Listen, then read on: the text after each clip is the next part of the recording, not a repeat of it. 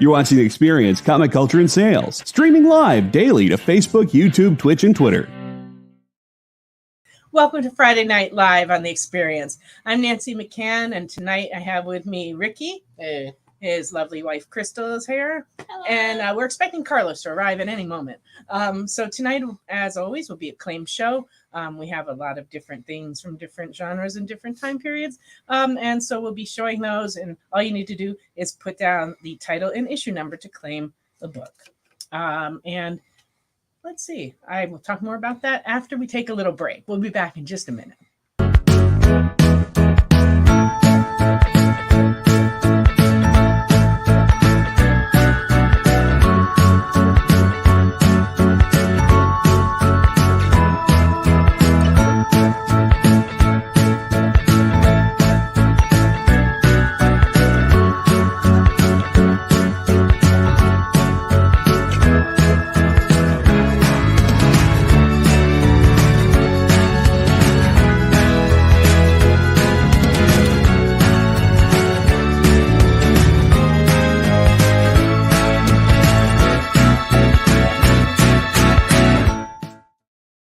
Hi, welcome back to Friday Night Live.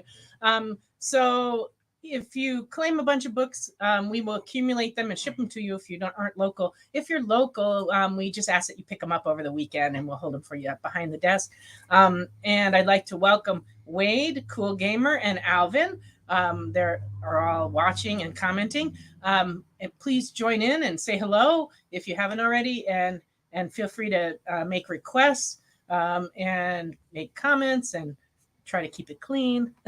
and we will go about showing you some books. But like I said, if there's stuff you're looking for, please let us know. We'd be glad to pull books out of the bin. Actually, Ricky will be glad to pull books out of the bin for you. Yes, and please make sure to like, share, heart, whatever you got to do. That helps us out a lot. And interesting. Apparently Alvin is crazy. You're crazy tonight, Alvin. Have you been hitting the, Oh, and Carlos. Carlos is tied up with Girl Scout cookie sales. We approve. He was here with his lovely daughter last Sunday selling Girl Scout cookies, and they will be back in a cup, not this weekend, but the next weekend on Sunday. And we also have some other Girl Scouts that are going to be here on Saturday afternoon. So if you're looking for the Girl Scout cookies, feel free to call us when we get closer to next weekend, and we'll let you know what time, or watch Facebook, because we can you do a live sale when the Girl Scout cookies are back so that I can buy some? Well, I wouldn't be surprised if Carlos is willing to sell you some Girl Scout cookies, but we hadn't really thought about showing them on the show. The shipping on that might be a problem. I don't know. And okay, good. Carlos is supporting us and leaving his feed going, and gonna zip on up here at some point.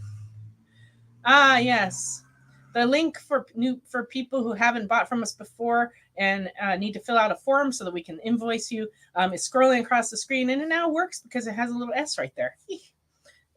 So please fill that out if you haven't bought from us before, and that way I can send you a PayPal invoice. Unless like I said, if you're local, we don't send out invoices. We just ask that you come by and see us over the weekend. And Dennis is saying that he told Carlos to sell Girl Scout cookies on Whatnot. That's probably not a bad idea, except that shipping them, it would be start a bidding war. Yeah. For that elusive raspberry that nobody online only cookie that you could probably get $8 for instead of $6. And Jesse is with us tonight. He's at home hanging out with Dad, who's probably gone to bed by now, because usually he goes to bed between 8 and 9, interrupting my husband's favorite TV show. But it's all cool. Gotta go somewhere. Gotta go sometime up to bed, in other words. All right. I got like a lot of different stuff tonight, so I don't even know where to start. So I'm just going to start in. And if you, like I said, if there's stuff you're looking for, please let us know. Besides Girl Scout cookies, I can't help you with that right now. Okay, I'm going to start off with some Spider-Man Noirs because apparently it's in development at Amazon, or at least that's the rumor that I've been told. And so this is a Walmart exclusive #1 from 2020, and it's #1. It's running $10.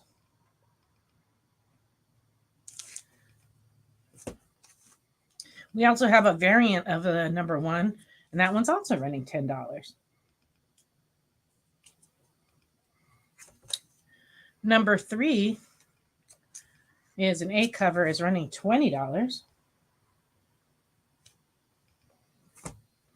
Okay.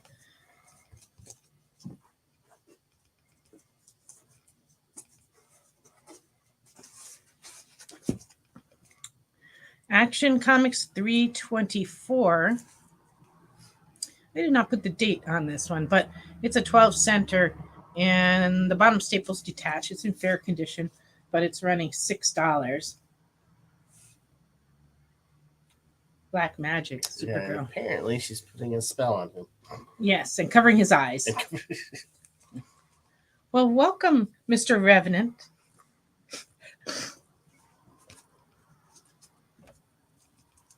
All right, Adventure Comics #376 from 1969, and very good. It's $8.50.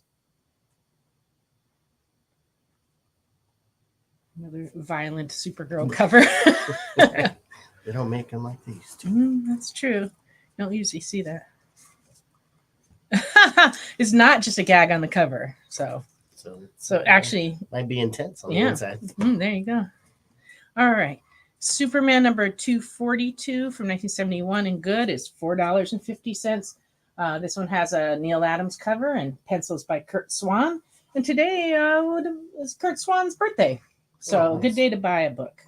$4.50 and good.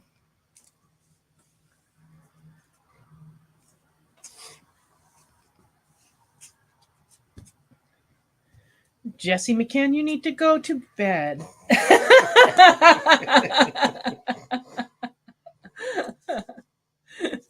I think he's taken his muscle relaxer.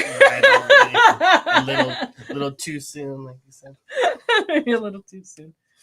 Oh, this is kind of cool. This is a Taco Bell giveaway Superman from 2010, and it is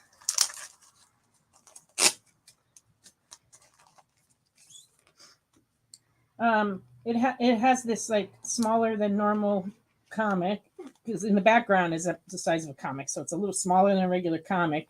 And then on this side, it has a 3D build your own pop-up hero toy, kind of paper toy kind of thing. And it's all in its original poly bag. And I'm asking $10 for that. That's cool. I don't even remember when that was at Taco Bell.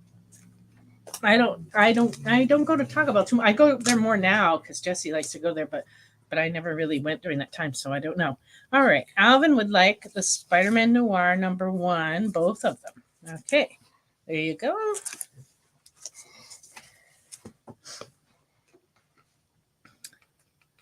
All right, and welcome, Dylan. I'm glad you're here with us tonight.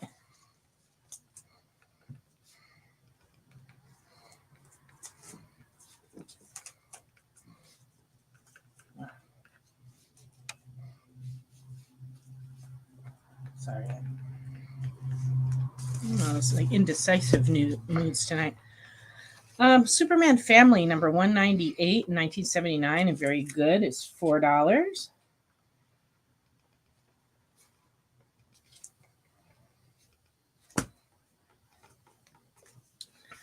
And #199 and very good from 1980 is $3.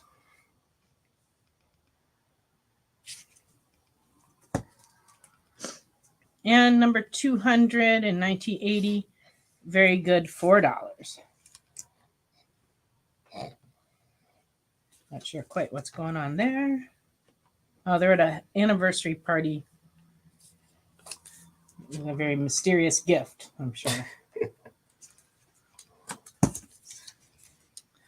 Superman Man of Steel #18 from 1992. This one's very good, and it's $10. So it kind of kicked off the whole storyline. Oh, nice. It was a key at the time. All right. Totally Awesome Hulk #1 from 2016. And very fine is running $20. This has the first appearance of Amadeus Cho as Hulk. 2016.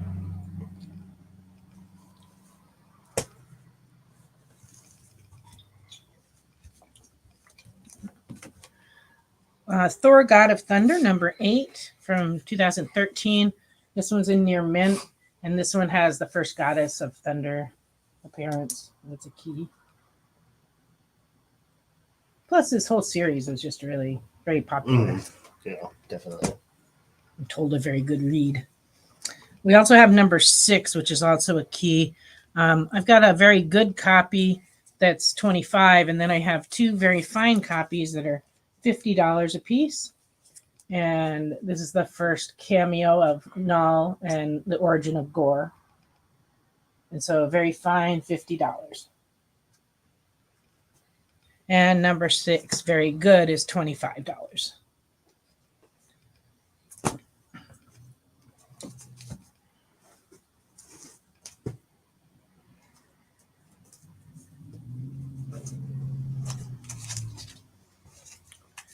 This is a Malibu comic from 1996, Angels of Destruction, and it's in fine. It's issue #1, and it's running $2.50.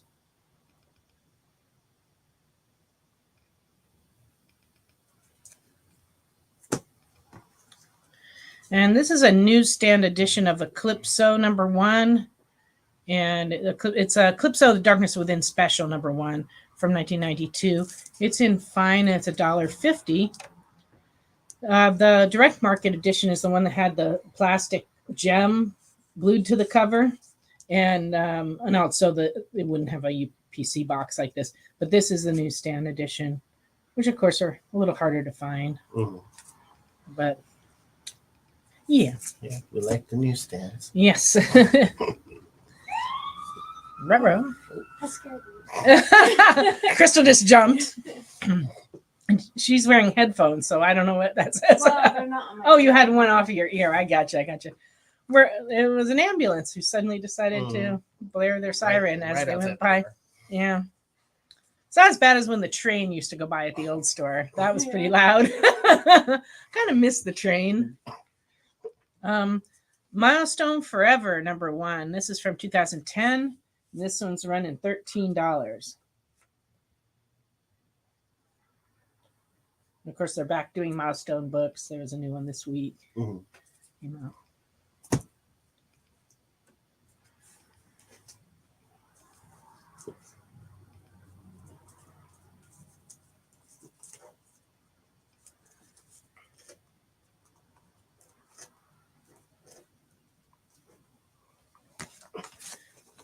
Nightmare on Elm Street #1 from 2006 and very fine is $20 and has a variant cover by Tim Bradstreet.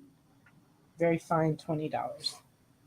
Yeah, that one's hot. I had several people in the store look at it, so Yeah. if you want it, get So it. I thought I'd show it. Yeah. I wasn't sure if I'd showed it last week or not, and I figured if I can't remember, maybe no one else will remember. But no, it's been up on the wall, and people keep looking at it, so I thought maybe you'd want to see it again. Or maybe the first time. Right, for the first time. I don't really know.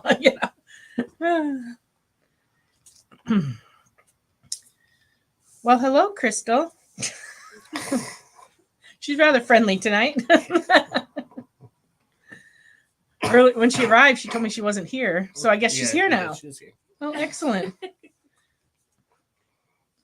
Yeah, Chuck Dixon has written horror. The more you know. Yeah, that's so true. Yep, there you go. Okay. Legion of Monsters #1 from 2011 and very fine is running $20. It's a Bloodstone issue.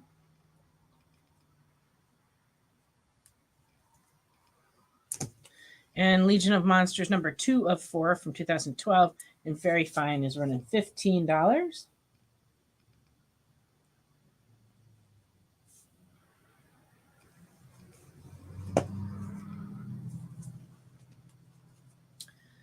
This is sort of interesting. This is an Amazing Spider-Man 97, incomplete. It's missing the last 4 pages, but the main story ends before the missing pages. So I'm not sure what's on the 2 missing pages, if there's a backup page or if it was just all ads. But the second page, first and second page are loose, and the last 2 pages are missing. But like I said, the story ends prior to the missing pages. So I'm asking $10 for it. So if you just need a 97 to read in your collection, there you go. So it's in poor condition, $10. Well, it's a good. If you don't have it, you get it, and Yeah. then if you find another one, You can always replace the yeah, pages. If exactly. you get one that's not as good shape, or you could just hang this on the wall. It would look nice. Right. It has cool artwork. Yeah. hanging on the wall. Definitely. Yeah.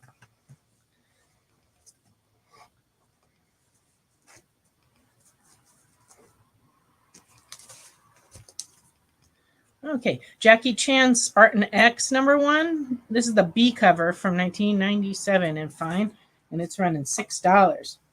That's cool. I did not know that Jackie Chan was had a comic book. Yeah. Yeah, as far as I know, just like this series, the Spartan X. Love Jackie Chan. Yeah. Seen pretty much every movie, sometimes more than once, Right. because just that good. Yeah. Oh, definitely. I saw a meme today that showed like actors with their stunt doubles, and it showed like all the different actors and their stunt doubles, and it went down like when you get to the 8th one, it's just Jackie Chan by himself, Right, exactly. because he's his own stunt double. Even as he's gotten older, he's still faster than most people. It's amazing. It's crazy. G.I. Joe Snake Eyes Dead Game #1A in fine is $12.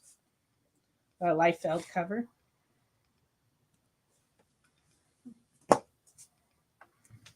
This I'd not seen before. It's a Marvel custom edition that they included in the ESPN magazine in 2012. It's LeBron, King of the Rings. Oh, wow. Look at the rings. In fine, it's running $10. So that was inside an ESPN, the magazine. Yeah, I guess they Okay. gave it away in the Gave it away ESPN with magazine. With it. So it's a custom edition that Marvel did. That's cool. Not for Yeah. resale. Right. We can sell it now though, because Yeah. now it's vintage. Yes, it is. Star Trek: The Motion Picture #1 from 1980 in fine is $7.25.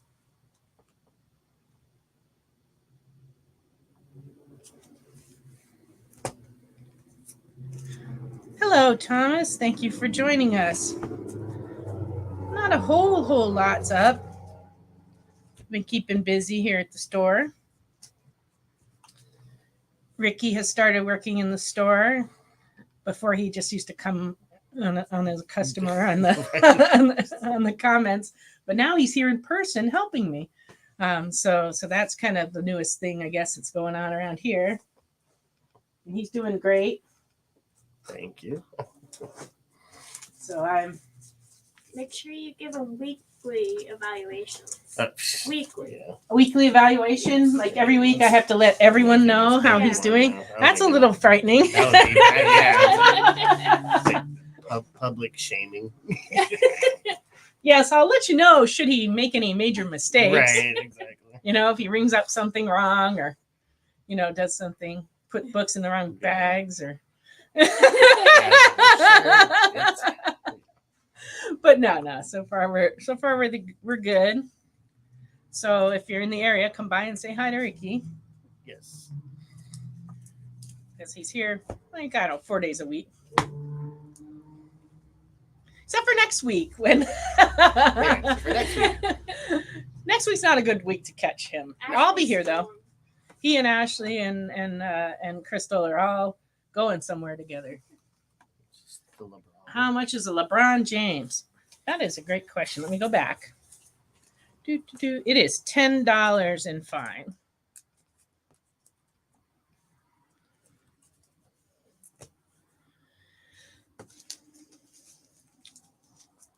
So Ricky pulled out some Ant-Mans he thought you might want to see. So this is number 1A, and it's $4. Number 1 second printing is also $4. Funny how that works out sometimes. Number 2 is $4. Number 2 variant, also $4. Whoops, and it is time for us to go on a little commercial break. We'll be back in just a minute on the experience. What if Hans Gruber from Die Hard had to battle the Joker from Batman the Animated Series in a dance battle? Or who would win in a race between Baby from Baby Driver and Snidely Whiplash? If Austin Powers and Shrek found themselves in a hot dog eating contest, who would emerge victorious? These are the questions we talk about on Nerd Killer Warfare. Debate the most absurd questions you've ever heard in popular culture. Register now by scanning the QR code or visiting bit.ly/EXP casting. To be continued. 3 little words that hold the secret to the next great story. 3 words that will thrill you, confound you, give life to new possibilities. Every variation of To Be Continued is a promise of adventure, a promise of excitement, a promise of unseen wonders and unexplored worlds. A promise that every issue you read makes you a part of a never-ending journey. And behind every page, there will be an unopened door waiting for you. This story to be continued at your local comic book shop today. Visit comicshoplocator.com today. Imagine being at a convention and going to an interview panel that's just for you. No bustling crowds, no hours-long lines, just you, the moderator, and your favorite comic book creators. Well, this is pretty much that. Miss Jen sits down every week with 2 comic book creators for a live stream interview about their latest work, and you can ask them whatever you want. It's Talking Shop, Mondays at 5 Eastern on The Experience, Comic Culture and Sales.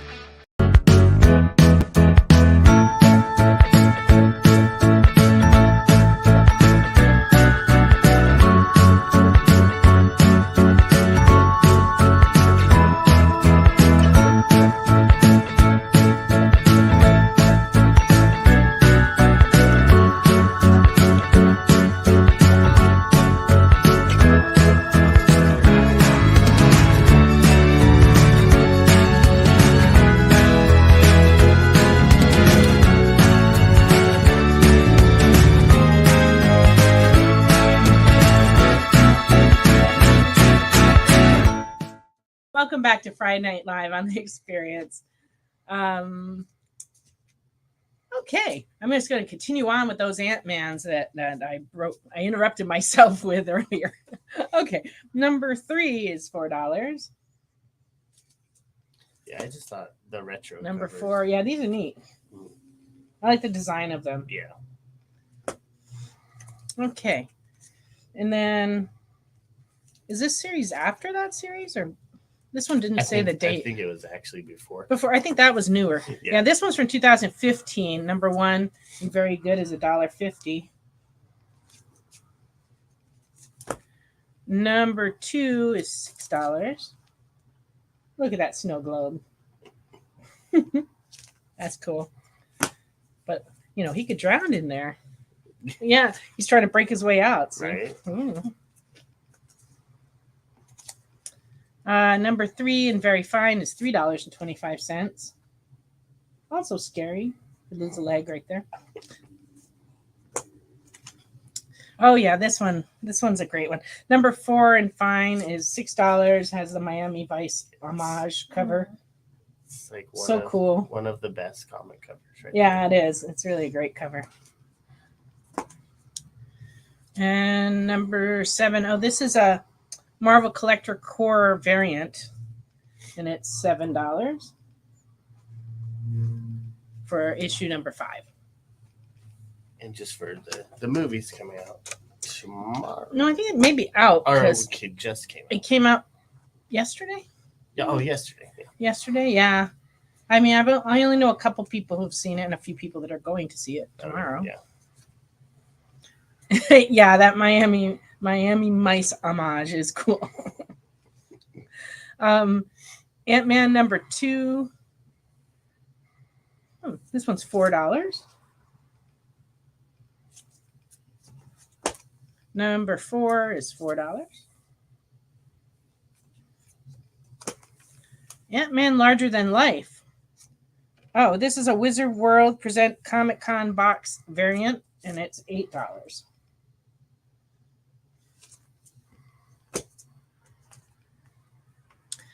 Well, I don't know. We will have to take a peek. He's looking for Miami Mice comics. They would be in small press if we have them. Ant-Man and the Wasp, #1 from 2018, is $6.50. And Ant-Man and the Wasp #5 is $3. That pretty much does it for our selection of Ant-Mans.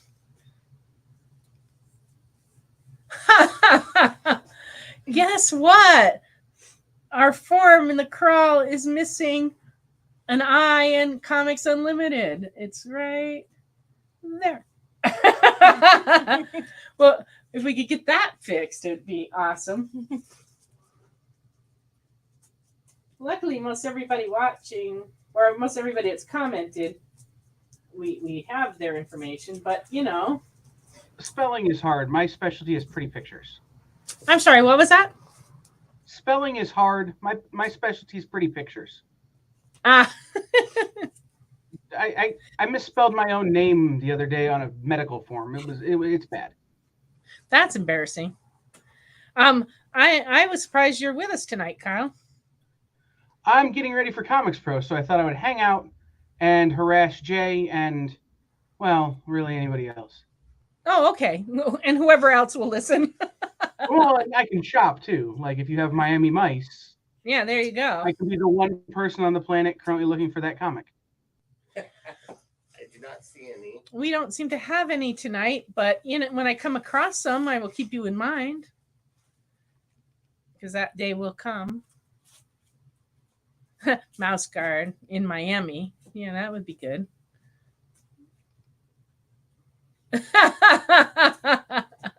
Ed admits that there was a night where he kept calling him Carl for no reason, and so that happens.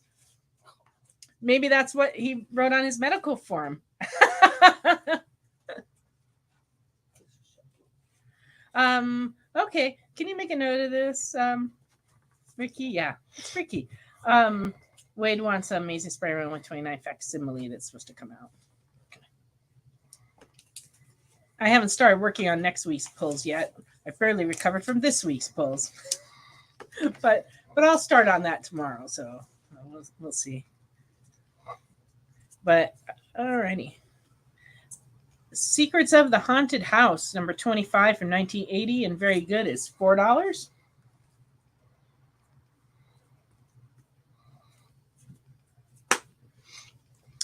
Ghosts #22 from 1974, and very good, is $8.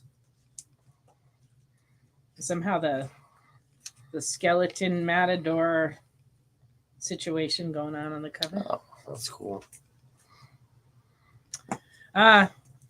Kyle's got to get packing and ready. He's going to Pittsburgh. Yeah, Ed's asking about Ashley. She so far likes her new job, but she's exhausted because not only does she have to get up super early, but it's a super physical job, and she's not really used to that anymore. So she's like working extremely hard. She's exhausted, but she did come by tonight, and she still comes into work from time to time. Like she's, still doing a lot of our mail order packing, and so when she comes back from her trip, she'll be in to ship off some mail order. And but yeah, so far she likes it because she's training to be a supervisor, and there's a lot to learn, a lot of procedures to learn. She's working at the local hospital, so there's a lot of rules and things, and so she's getting the hang of it. I'm sure she's going to do great there because she's a very quick learner. She's like a sponge. When she started working in the store, she knew absolutely nothing about comics, and now she's like pretty well versed in comics, you know. So that you know, I'm sure it'll be the same thing there. Right. And speaking of her, Ghost number 46 in 1976, and very good as $11. Yeah, she loves the ghost hunting, so that's what she'll be doing next week. She's taking a little trip along with my Dells here, and they're gonna go look for some spirits of the ghostly nature. You don't drink while you ghost hunt, do you? No, we don't. Oh, okay. I don't. You don't. I don't know about anybody else, but Not naming anything. Ed was asking if she works at the abandoned haunted hospital. No, She works at both. She volunteered, yeah, but yes, Yeah. sort of, She yes. volunteers her time. Yeah, her volunteer work is to she's cleaning an abandoned hospital that they do tours for ghost hunting purposes, and she's volunteering there, and she does overnights there where people groups come and spend the whole night there, and she makes sure they're okay, and so she's doing that as her hobby. But for her paid gig, she's actually working at our local hospital that may or may not be haunted, actually, because when my dad was there a few weeks ago, because he had some pneumonia, the nurses and such were telling, and some of our customers here at the store were telling us that the 5th floor is known to be a little bit spooky. Spooky. Yeah, but they just replaced a lot of the equipment on the 5th floor, so it's possible that they're just not used to the sights and sounds. Right. So they don't use the 5th floor all the time. They only use it when the hospital's real full, which unfortunately it is right now. But they had it all closed up, and like when my dad was there, they opened it up and moved him there because the ER was like all packed with people. But my dad's home and doing better. Well, that is a question you will have to ask Ashley. Why would you leave working in comics? Well, she's not really left working in comics, but she just wants some opportunities to be a supervisor there and like some advancement there that, you know, she can't really achieve working in the comic store. She has some goals. She wants to buy a house and such, you know. So you know, I support her decision. It's all good. Yes, Ed, if you get sick, you can go to the hospital here in town, and Ashley will visit you, and we'll send comics over. You know, so it's all a good deal. Yeah, but What is goals? Goals are those things that some people have in life and others don't. My idea of goals is to own more Amazing Fantasies. Yes, Like, more Is comics. that the same thing? And Ed wants to stay on the 5th floor. My dad stayed on the 5th floor, and you know, he didn't really notice anything, but then again, he also had trouble remembering that he was even at the hospital.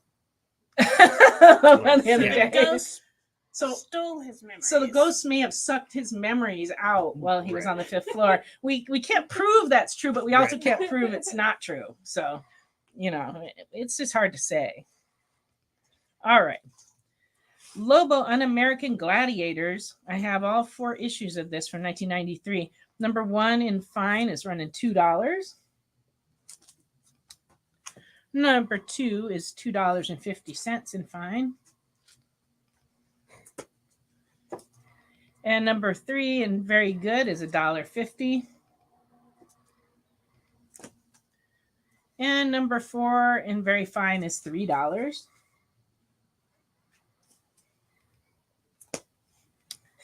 It says the nurses would probably get mad with him walking around with his digital recorder and spirit box. You know, they're so busy there that you could probably do that. Yeah. They might join. Although the spirit box is annoying because it's like. Yeah, but they got so many like machines True making crazy machines. noises and beeping and stuff that they probably wouldn't notice. Yeah, that is true. Only the ghosts posing as nurses would be mad. Yeah, they might get mad. Like you found them out. But at least then they'd talk to you, you know, through the spirit box. That would be good. But it could get confusing, especially if depending what they ask you and what you ask them for, Right. you might not get your pudding or Yes. something. I mean, I don't know if they can go get stuff for you. Oh, yeah. Yeah, it is all fun and games until the ghost hunting equipment interferes with the MRI. Yeah, I guess that could be a problem. Yeah, and Ed says it wouldn't be the first time a ghost told him where to go. All right. Well, fair enough. Yeah. Lobo Convention Special #1 from 1993 and very good's $1.50. This cover's cool because it's got all the parodies of famous covers on it. And Lobo, A Contract on God. This is 1994 and good as $2.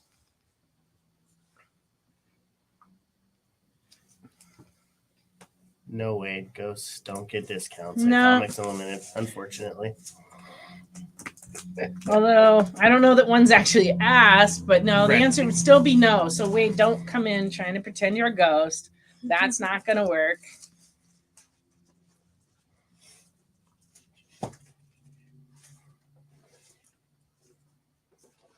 Carlos is still lost out there in the wild somewhere.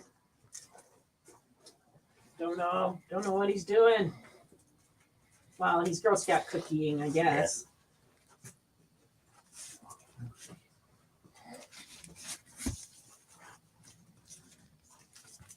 All right. I have a run of X-Men Adventures from 1992. All of the issues, 1 through 15. And #1 is in fine is $11. #2 in fine is $2.50. We haven't had these in a while. These just came in a collection this week. #3 and very good is $2.50. #4 and very good is $2. And #5 and very good is $2.50. It's a good run if you're a fan of the show, the cartoon. Yeah, people have asked for these before, and we just haven't had them. And so, because when they came out, they sold really well. #6 in 1993, very good, $5.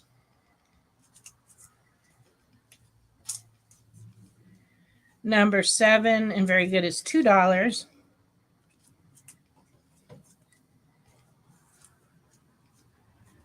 #8 and fine is $2.50.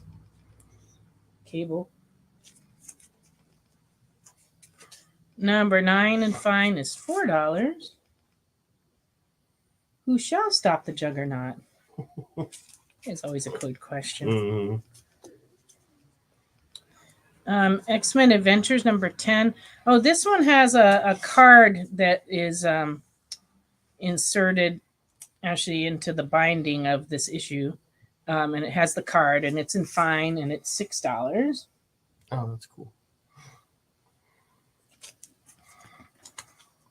#11 in fine is $3.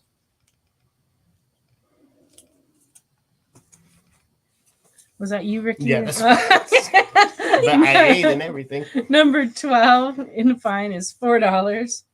Angel. #13 in fine is $2.50.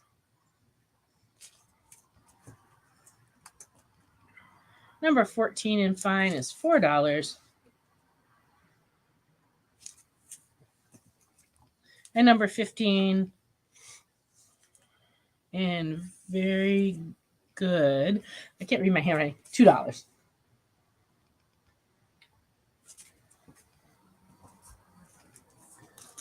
Okay. Carlos isn't here to hand books to. Things just aren't the same without Carlos. There's also a lot less tequila. A lot less noise. A lot less yelling. Yelling. Well, that's all right. It makes it interesting.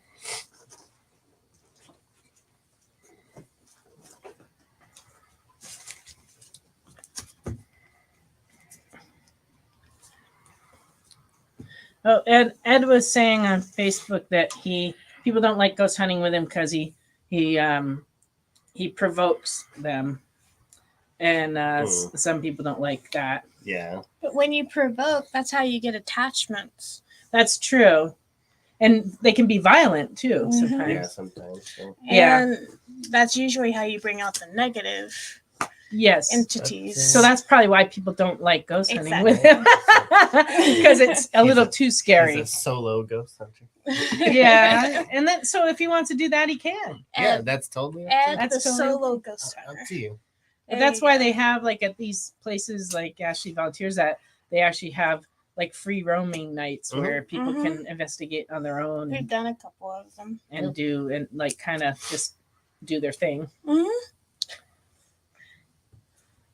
And it's really interesting because you can actually like meet people that have a similar interest. Yeah, and they tell you like all kinds of their experiences and stories and places that you didn't know existed before. So yeah, and also it's a hobby where you get to meet people and make friends and hang out with people that you like, and so it's got a lot of positive aspects to it. And then traveling around, going to different places. Right. And some of the places I've seen pictures of a lot of the places, and they're very cool. A lot of Victorian type places. Yeah. And that's and like what I like about it is being able to see like stuff from like the early 1900s that's been around for about 100 years that I wish were not run down. Yeah. You can come to my house. I've got a whole bunch of stuff from that time period that's not run down. I have a lovely dining room set made out of mahogany with maple inlay that's from 1904. It was made in Rhode Island. Nice. And it's very big for the size room it's in, because we used to have in our house in Connecticut, we had a much bigger dining room. So when we moved here, we had to like crowd it into this small dining room. So we have our holidays in there, but it used to be like spacious, and now we kind of have to like squeeze, between everything, but it's still beautiful. Yeah, we like do this. But it's still beautiful.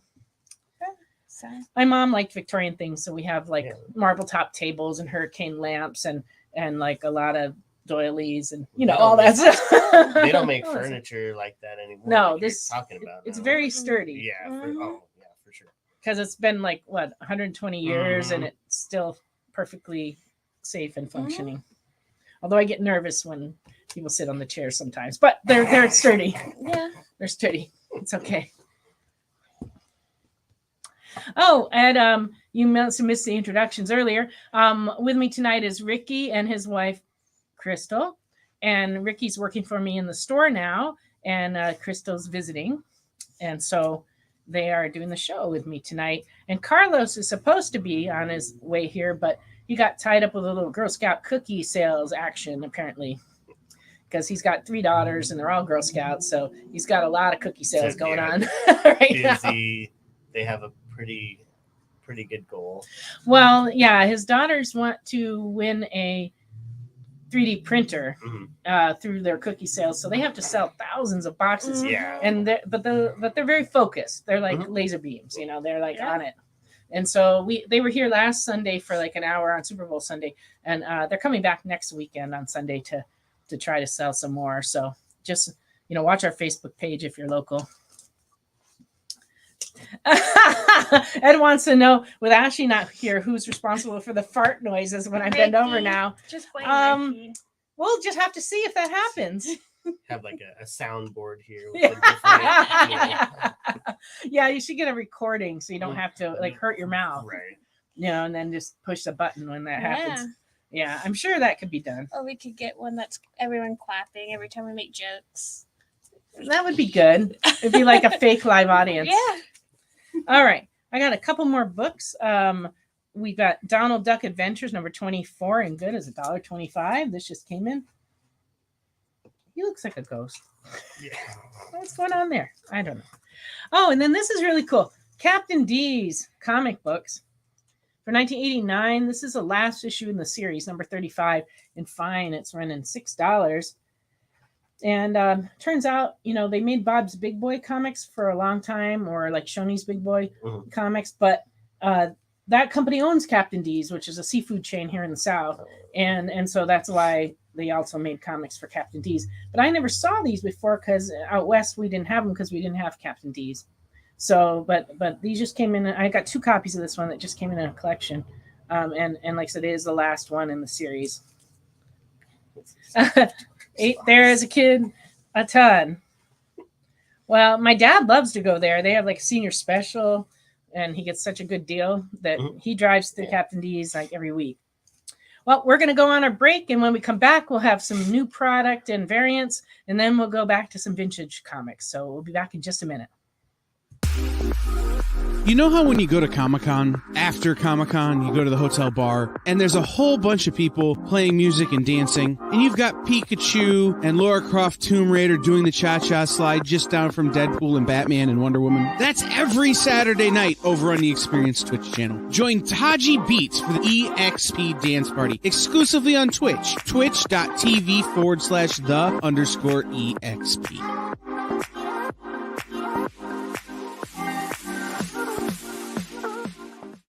Did you know that every Experience show, including some exclusive content, streams on Twitch? Check it out, twitch.tv/the_EXP. Or just scan that QR code. Comic Collectibles is a pretty straightforward show. You got Rex here, he sells the comics, and you got Rockin' Robbie, he knows about the comics. And finally, John, well, no one really knows what John does. I mean, don't get me wrong, he's a great guy, but he just keeps showing up. Come to think of it, I don't even really know how he gets in here.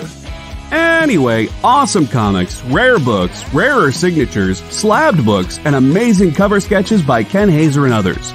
Simple formula, you want the comics, you buy the comics. To sum up, Rex sells the comics, Robbie knows the comics, and John, who might possibly be a ghost. I mean, seriously, has anyone ever seen him show up or leave? Comic Collectibles with Rex and John, Mondays from 6 to 8 Eastern on The Experience. Comic Culture and Sales.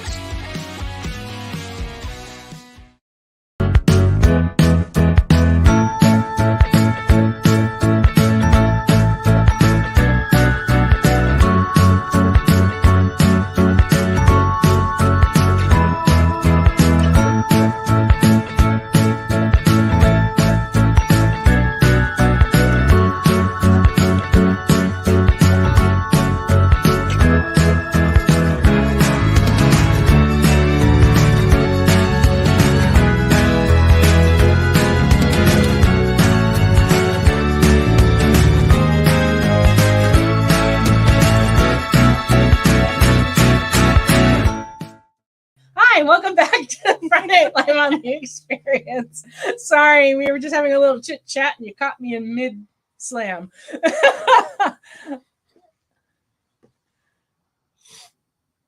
I'm not sure what. I guess I can't. Oh, I see. They have acquired a fart sound so that they can, make up for Ashley not being here. Ashley will be here occasionally. It's not, it's one of those things. It just depends on what days off she has, because she has to get up so early in the morning that staying here late at night like this is just not great. Thomas is asking if anyone's seen Ant-Man 3. I have not. I have not either. Ricky has not. Crystal has not. I think but if anybody's seen it, please chime in. All right. So on the new product this week, what did I do? Oh, I guess this is it. Not too much. So Jay and Jenna are seeing it on Sunday. I know Alvin's going to see it tomorrow. Hopefully that wasn't a family secret. No one's supposed to know. Oh, sorry. Destroyed your life. Yeah. Sorry. Yeah, didn't mean to. All right. There were quite a few new comics this week, but I only pulled a couple things to show you. Murder World came out with a Moon Knight issue, #1. That came out this week. And this one is $3.99. After many, many, many months, #2 of Swamp Thing Green Hell came in finally. And this is $6.99, and then there is a variant cover. And this is the A cover. So we had quite a few people came in who had given up hope on that book, and we're happy to see it. Aftershock has a new one-shot book called A Foulness in the Walls by Cullen Bunn. So that's something you may not have seen. So I thought I'd show you this. And it's $7.99, magazine size.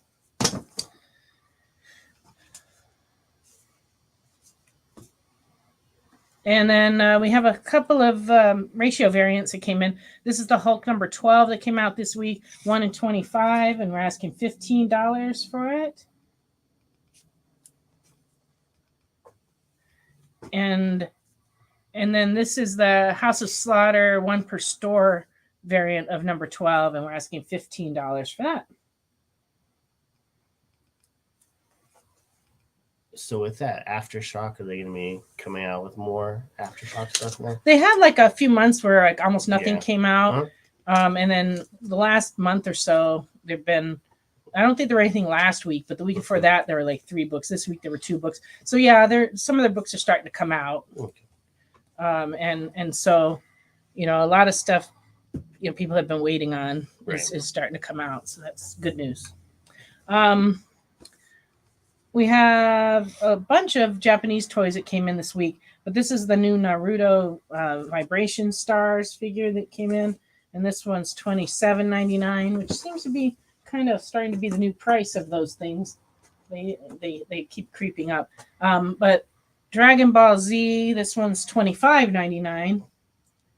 This just came in, and we also got in one of these most excellent glitter and glamour Super Sailor Moon 2 figures, and these have been very, very popular. $25.99. Yeah, a lot of people have been asking after this. So. Yeah, we do really good with that. And then also, we got in this year's crop of Valentine's Day Star Wars pops. Kylo Ren, Rey, BB-8, and Princess Leia. So last year they did 4, I believe, also, and these are $11.99 each. So I guess they're doing just like random characters from different Star Wars movies every year till they eventually make all of them. So you have to collect them all. So you can collect them all. Yeah, exactly. All right. I think that's pretty much it for the new stuff. But if there's anything anybody is looking for, I'd be glad to get it off the shelf and show it to you. That's not a problem.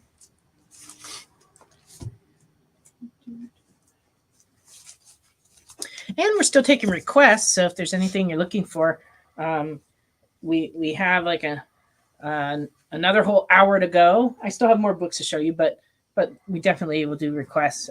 So if there's anything you need, please just let us know and we will look and see what we got. All right. Avengers number 12 from 2010 and very good is running $10. This is the 5th part of the Infinity Gauntlet story. And like I said, $10.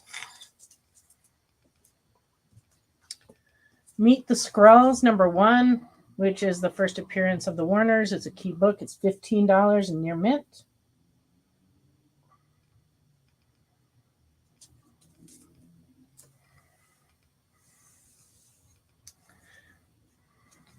Crazy keys. I don't know. The ones I'm showing right now are keys, but I don't know what would be crazy keys. But no, we don't have any like real like Silver Age keys or anything like that come in this week. It's been most of the collections that we've gotten in this week have been kind of books just for the bin. And so, you know, a lot of Supermans, a lot of X-Men. Yeah. We're just like filling in. And then we've been restocking Spider-Mans and Batmans. So a lot of that stuff's been going through. So that's what I've been keeping busy with this week. So didn't really have a whole bunch of older stuff come in this week. But, you know, we're hopeful. You never know what's going to come in. Almost anything. We did get some toys in this week. We got a rather large collection of Spawn toys. So if there's anything you're looking for from older Spawn toys, what years were they from? Do you recall? I don't quite remember, but they're older ones. Yeah, we got in like a lot, and we early 90s. Yeah, we put up some from the 90s. We put some up on the wall. We also have a big tub of them underneath the table. So if you come into the store, you can. Oh, and then we also Kiss. got some music ones, and we got a couple of the Kiss Alive figures, and we also got Alice Cooper. Alice Cooper came in also from the McFarlane Toys line. So we have all those in. And then like 2 weeks ago, we bought a bunch of wrestling toys, and we still have a lot of those older ones in stock, both in the package and out of the package. But yeah, not too much in the old comics, just a few straggling in. But you never know. All right. A-Force #1 from 2015. This one's the first appearance of Singularity, and it is running $25 near mint. Angela Asgard's Assassin #1 from 2015, and it's near mint. First appearance of Sarah, $5.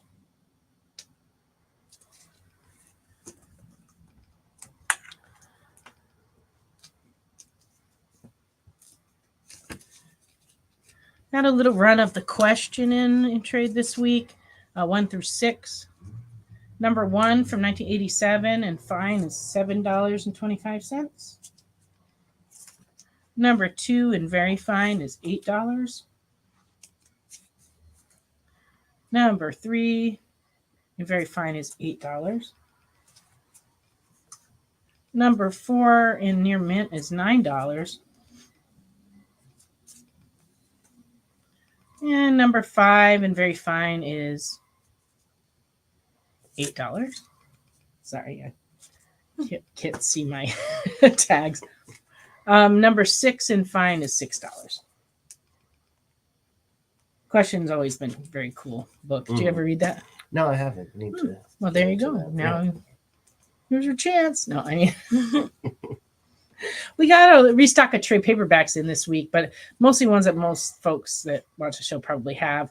All the key ones from DC, like Watchmen and Dark Knight Returns and V for Vendetta, and just all the classics, because we had just kind of run through them, and so I took the opportunity this week to get some in.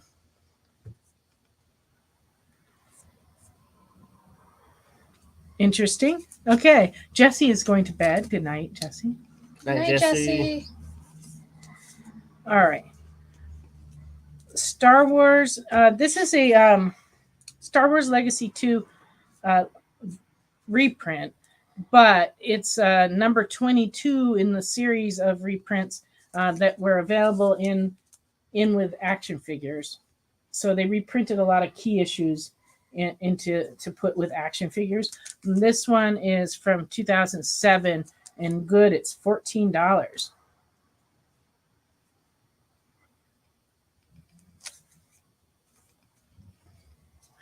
And we also got in number 6 of Legacy, which is number 32 in the series, in very good from 2007. This one's running $12. I was kind of hoping Carlos would see these, because I don't know if he has these or not. Yeah. He probably does. I think I actually saw him show those. He So has had pretty much everything Star Wars, but every once in a while I get him on Yeah, one you'll though. get 'em. Like I'll get something in, and he'll be like, "I don't have that." and those Dark Horse ones are pretty hot right pretty now. hot. Yeah. Lots of of people are asking lots of for 'em. keys. A lot of people asking for them. So definitely the price.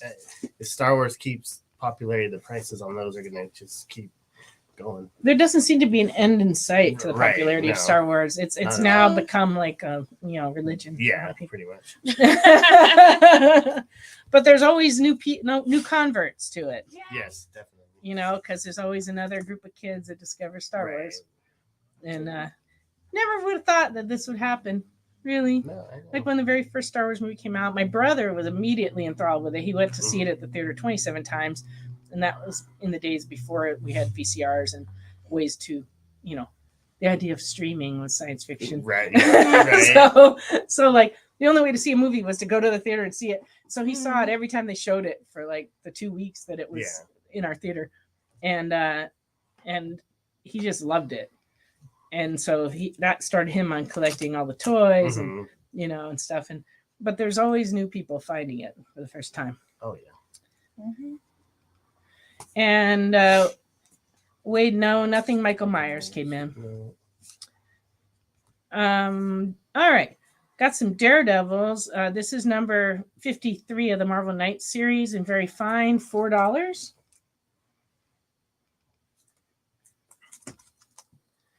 Number 18 from 2012 is $3. And this cover I thought was really interesting. It's like Daredevil's nervous system. Mm-hmm. I didn't remember that cover until I saw it, and I was like, well, that's an unusual You one. probably would have remembered it had you seen it. Well, it kind of reminds me of those Gleason covers with the Spider-Man with the webs. Oh, yeah. But this one's by Rivera. But it is a neat idea. It reminds me of when we went to the Bodies Museum. Oh, yeah. Vegas. Yeah. I was not a fan. Of the Bodies Museum? No. He's not I don't a fan like of that. It's icky. Yeah, I'm like, You don't want to see the insides of yeah, people. I don't want to see the insides. Yeah. I don't blame you. I'm not the biggest fan of that. Oh, Carlos is watching. Are you still coming up, Carlos, or should we give up on you, Carlos? He's probably in bed. Yeah. I'm dressing his feet from all that right. cookie sales. All right. Daredevil number 32 from 2013 and very fine is $10. Has all those cool monster characters in the background. And lots of pitchforks and a rake, which is sort of interesting. Right. I don't know if you should bring a rake to a pitchfork situation. I don't know. But this is the first appearance of the new Legion of Monsters, and it's key. And so we're asking $10 for that.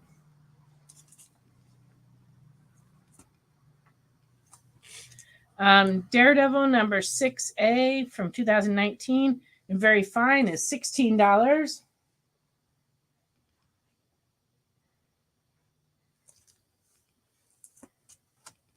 And Daredevil number 8A from 2019 is $13.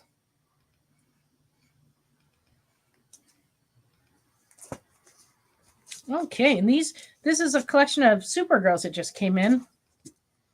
This is a series from 2005. And in fine condition, 0 is running $9.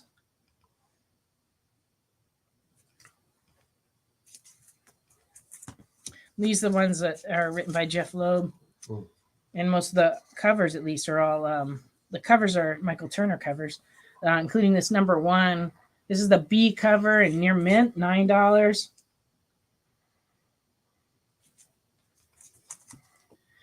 This is a number 1 second print, 2005. So this has the same artwork, but it's like a sketch variant. And it is running $15. Okay. Supergirl 0.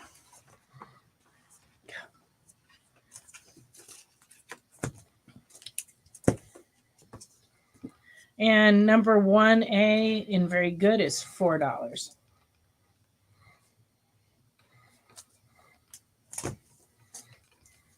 Number 3A in very good is $1.50. She's got glowing eyes. It's creepy.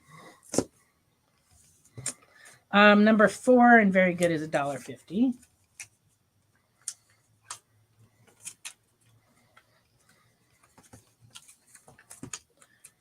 This is a number 5, but it's a second print of number 5, and it's going for $15.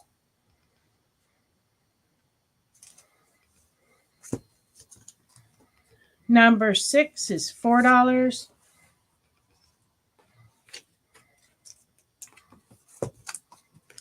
Number 7 and very fine is $2.50. Number 8 in fine is $2.50. Supergirl and Power.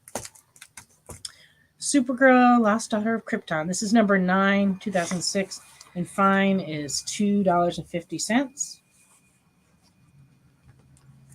And lastly, number 10 and fine is $2.50. And what was there some? Was it speculation that Supergirl is going to be in some upcoming? In some of the announcements that DC has made about, and some of the creators have made about upcoming movies, the movie the stuff that they're planning to do apparently is going to feature Supergirl. Got him already. Ah, so you have most of those, but not that zero. So glad we could fill that in for you. But yeah, these came in a collection that was traded in this week, and I was like, oh, people probably are going to want Supergirls. If you don't want them now, you're going to want them soon. Because, like I said, there's a lot of popularity. She's going to be in the new Flash. The new Flash movie, that's right. The alternate Earth Supergirl. I see. That seems to be the trend for both Marvel and DC. You know, to have it gives them the ability to use whatever actors they want and have them be however they want. Right. Is to have them be from some other multiverse or alternate universe. Oh, and Gunn announced the Tom King inspired Supergirl movie. Oh, need those Supergirls back, Crystal. We were too efficient. Alvin's making some claims. He probably had to check and see what he had, and then came back. Right. So let me see. He wants the 2 second prints. This one, number 1, and number 5. So this is the number 1 sketch, and thank you. And this is the number 5 sketch. So those are going out for Alvin.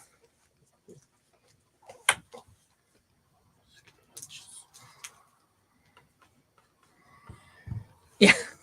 Yes, Thomas is right. They're trying to keep all the talent happy, so they can use certain actors, but not other actors, just depending on who they can get to be in the different TV shows and movies, and so it gives them a lot of flexibility. So I'm not criticizing it. I just think that's just the way they're doing things. But it does allow them to bring back actors that have been in previous movies or in previous TV shows without bringing everybody back.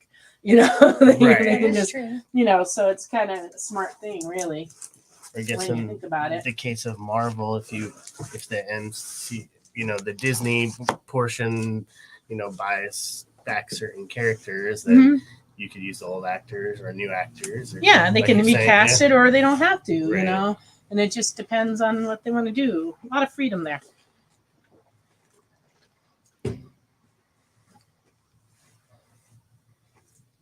Yeah, I think it's going to be different. They're not going to use the TV actress for the movie necessarily. Right. Okay. All right. I got some Spawns for you. Spawn, this is a newsstand edition number 1, which is actually pretty rare. By far, most of the copies were direct market. They printed so many of them for the direct market, but not so many surviving ones from the newsstand. This one's so it's from 1992 and very good. It's running $28 for the newsstand edition.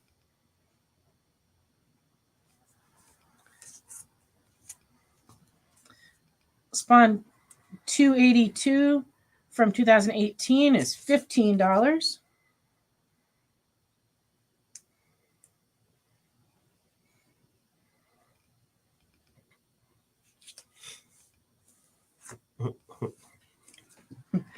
And number 285 in very fine is $10. Carlos wants the Spawn one. Had a feeling. Yes. I had a feeling too. No, you can't have it, bro. Sorry. He is the first one to claim it, so we kind of have to let him buy it. That was for Carlos. And number 285 B cover in near mint is $11.50. 286 B cover is $14.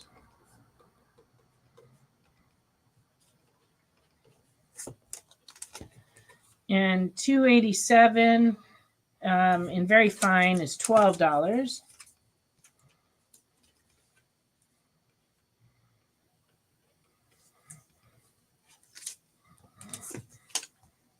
And 288 in very fine is $16. I sense a theme here. Yeah. And 288, this is a C cover in fine, $10.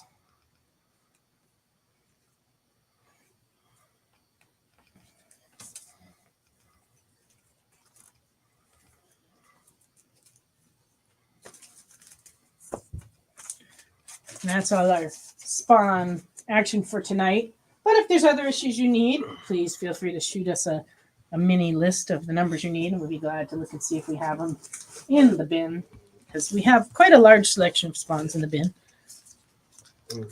Even though we had someone come in from out of state and buy like a huge amount of them right before Christmas, but we still have a lot. Oh yeah, that is cool. That they're citing the sources they're pulling from on the future movies. That gives people a better idea of what they should read. So there's been a push among retailers to get the publishers to put the books back in print, the graphic novels back in print on some of that stuff, because inevitably in the past, whenever a movie's been based on trade, they haven't always put the trade back in print. They kept it out of print, and then so you get all these people interested, and then nobody can get the books. That's just not smart.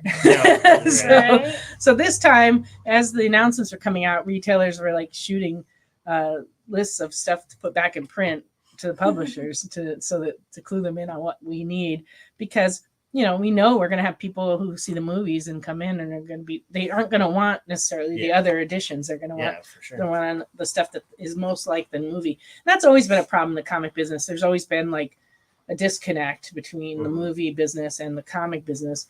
And when people complain about the differences, I always just tell them, well, it's two different media, and you should just enjoy the movies, enjoy the comics, and not try to make them fit together, because they don't. It's not gonna happen. But lately they've been doing more of like drawing from material that's been in comics to make the movies, which makes sense, because why make up new stuff when there's already really good stuff that's already been made out?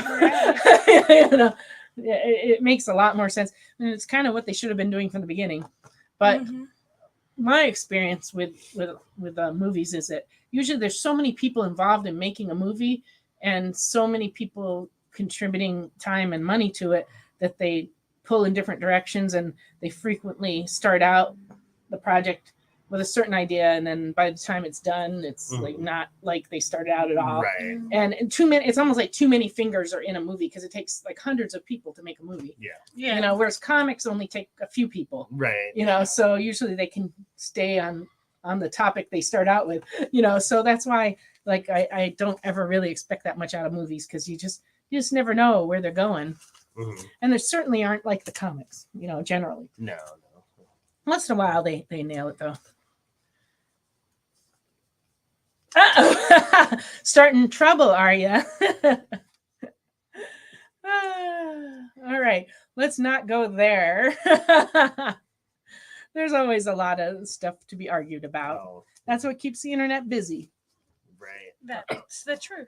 Especially in comics, we could debate endlessly. Absolutely. But it's always, even before the internet, it was that way.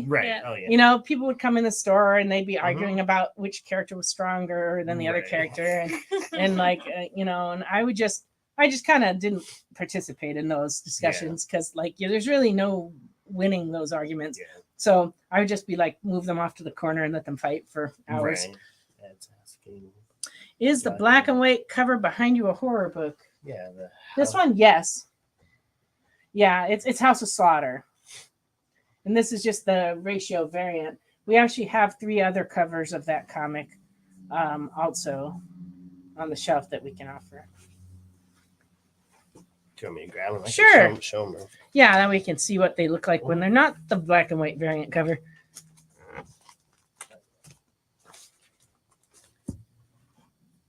Yeah, we got a number of horror comics in this week. Grimm came out this week, and a few others. But these are the House of Slaughters that came out. This is the A cover, and it's $3.99. This is the connecting variant with a special cardstock cover, and it is $4.99. Very glossy. That's one you got, huh? Yeah. Yeah. House of the Slaughter number 12. This is the variant that the black and white ratio variant is based on. So this is the color version of that, and it's $3.99. Oh, it's hard for you to tell because you can't see black and white. Well, now you've seen it in color. That's what it looks like in color. There you go. But the interior of this book, of course, is color, so not a problem. And Thomas is saying that there's purists who think a film is always going to be a carbon copy of a comic. It's never going to be a carbon copy of a comic or a book. I mean, how many books have you read that are better than the movie? Almost all. Very rarely. I mean, once in a while they do something in a movie that's better, but most of the time the material in the book is too much and they have to cut stuff out. Yeah. And so then, you know, when you go to see the movie, it wouldn't be entertaining if they included everything that was in the book. It would be like Jurassic Park. If you've ever read that book, they go with very, you know, minute detail into the whole how they make the dinosaurs. And in the movie, that scene is like they walk through the lab. Right. And it's like this much of the book, you know. Because they're not trying to make like a documentary. They're trying to make it. Yeah, they're trying to make something entertaining with action. Doing you like know? a Lord of the Rings full. Oh yeah. Like there'd be all this like Elvish stuff in there. And, like, yeah, it would be too much. You know, they got to make choices. Yeah, it's a lot more fun to watch the dinosaurs themselves than to learn how they extracted the DNA from the amber. I don't know. Although reading it was really interesting. I mean, but I'm like a science nerd, so I found it interesting. Tom says, "Could you imagine if they actually made the Sum of All Fears page for page into a film? We all be in the yeah. I mean, that's just the case of a lot of books, you know." Way to saying Jaws. Jaws was the movie was better than the book. I've never read the book, so I can't really say.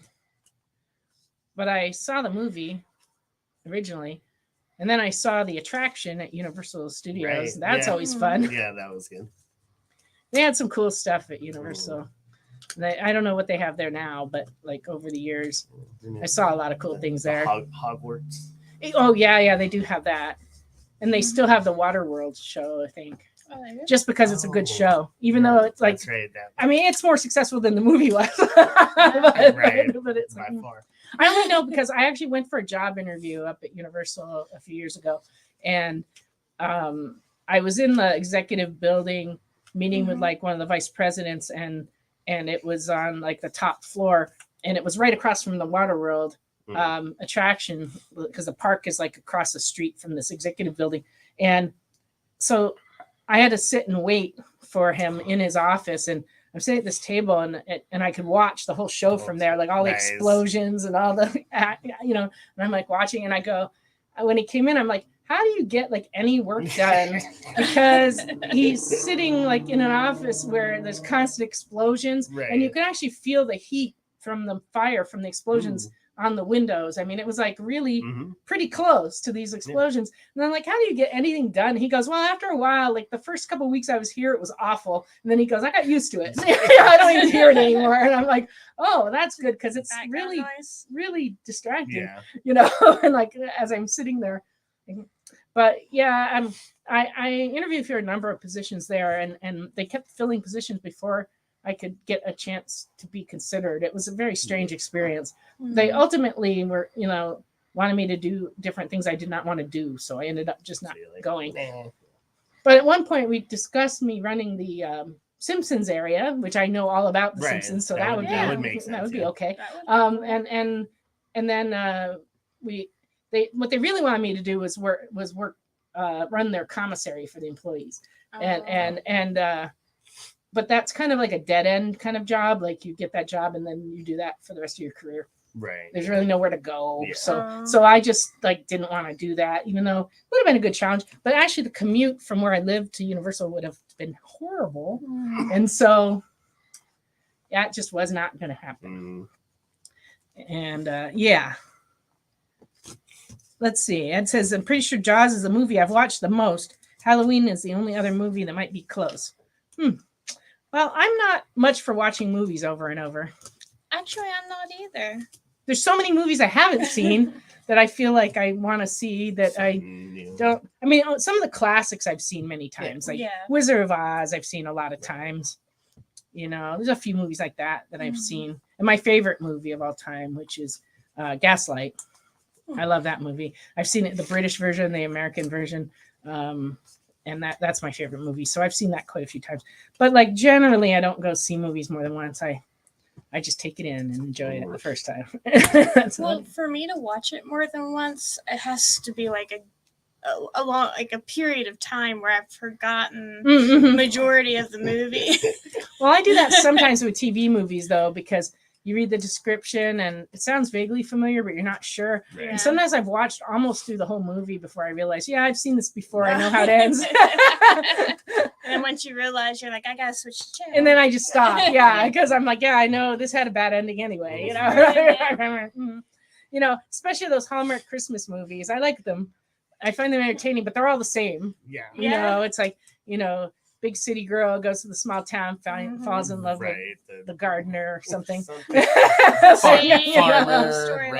Farmer, rancher, plumber, etc. And then ends up staying and making a new life, running a bed and breakfast. Or and it snows in the final scene. Yeah, it always snows. Yeah, and they always go window shopping with the decorations. Yeah. It's the same. Every single movie's the same, but that doesn't mean they're not entertaining. Right.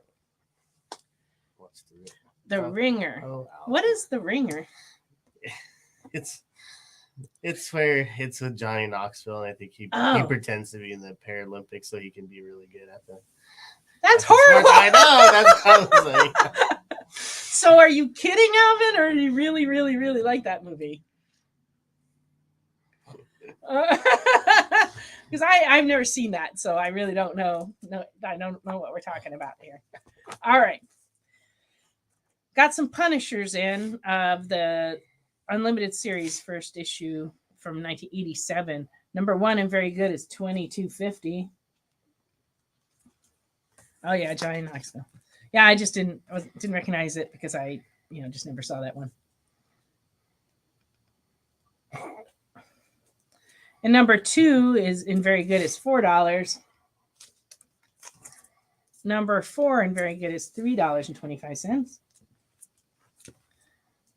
Number 5 and very good is $4. Oh, and for Carlos who might be watching, most of these are newsstands. Right. Number 7 and very good is $4. I was probably holding my hand right over the UVC, but newsstand. You see that, Carlos? Newsstand. Newsstand. Say it again. Newsstand. See if he's paying attention.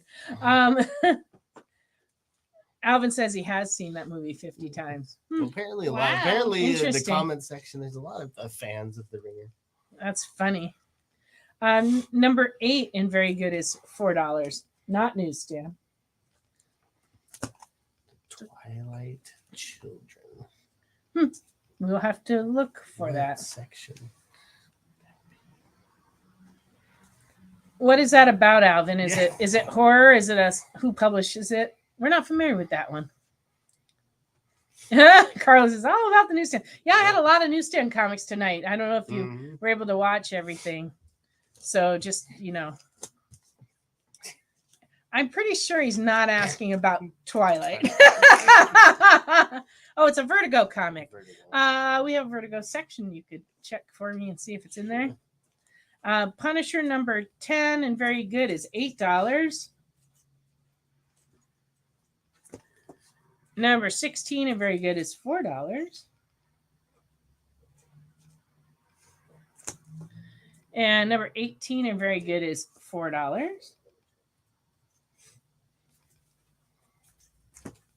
And number 21 and very good is $4. It's possible we don't have it in the bin, and I think we have more Vertigo boxes that might be under the bin, but I'm not sure. I know that to make space to get them on the bin, we had to pull out some titles. So I left mostly the main titles. Are there boxes under there? We're searching. Oh, then never mind. I must have put them somewhere else. I'll look for them later for you, Alvin, because we don't have any in the bin. So what's the inside scoop on the Twilight Children? What is that? Are they making a movie? Or somebody told you it's a good read? What's going on, Alvin? Some people need to know. Right. All right. This is a Batman book and record set without the record. It's PR number 22. So no record and very good. And it's from 1975 and asking $4 for it. So it's like a comic that you would have read along with the record, but we are in fact missing the record on this one. But if you want the comic, it's a good deal. $4.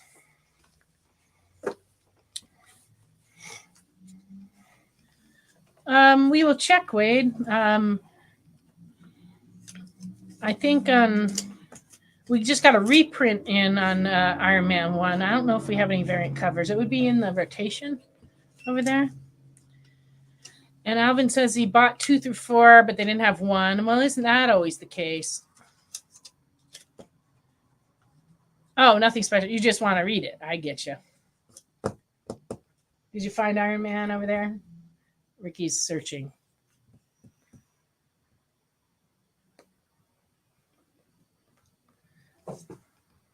The new issue 3 came out, I think, this week, and 1 was a reprint. That's the reprint number 1. Yeah. So we didn't have any other ones up there? Well, then that's their only choice, just the reprint one. Okay. So I have just a couple more kind of special items to show. So please keep throwing out your requests because we need some requests. This is a New Mutants Marvel graphic novel number 4, first printing from 1982. So when Marvel first started putting out graphic novels, this is what the format they did them in, and they put some of them were reprints, but a lot of them were original material. This was original material. So it is the first appearance of New Mutants, with the exception of one character that got introduced in another book. This is the first appearance of Wolfsbane, Sunspot, Cannonball, and Danielle Moonstar. And it is $48 and very good. So it's number 4 in the series of Marvel graphic novels, but the very first New Mutants. So they did reprint this. You can tell the difference between the reprints because now on the inside, this doesn't have the normal stuff that's in a book to show it's a first printing. But the first printing has just the American price. The reprints have a Canadian price right here, and that's the best way to tell the difference between those. So, okay, Ricky's going to look for those books for you, Ed. And there's actually a box full of Machine Mans on my desk that if you don't see it in the bin, you could check. All right. And then this is a very rare Diamond Previews magazine from 1990. So Previews comes out every month. It's the catalog that retailers use to order all the comics from Diamond. And they've been making them since 1989. This is the 15th one ever. So a year and 3 months into doing previews, which now they're, many hundreds of issues since then. But this is from 1990, number 15, and very good. It's going for $25. And the cover and the back cover both feature the fact that ECs got published by Gladstone, which was the company that mostly published Disney books, but they did do Gladstones. And so this is the very rare Previews catalog from 1990. And it's for publication scheduled to ship in May of 1990. So it's kind of cool. It's a good way to step back in time. $25 and very good.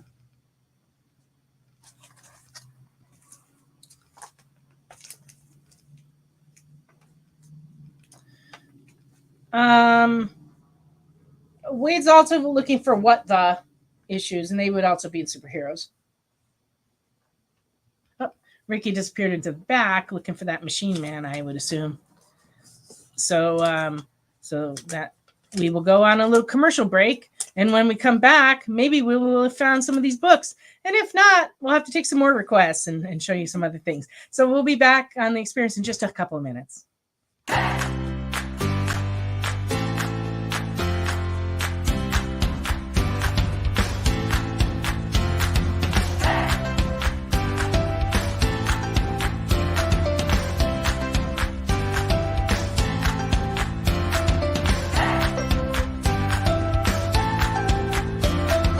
There's something for every imagination at your local comic shop.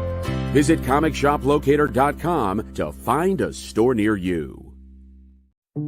Did you know that across America there are over 2, maybe even 3 live stream producers who can't even afford Mountain Dew? Take Brian here.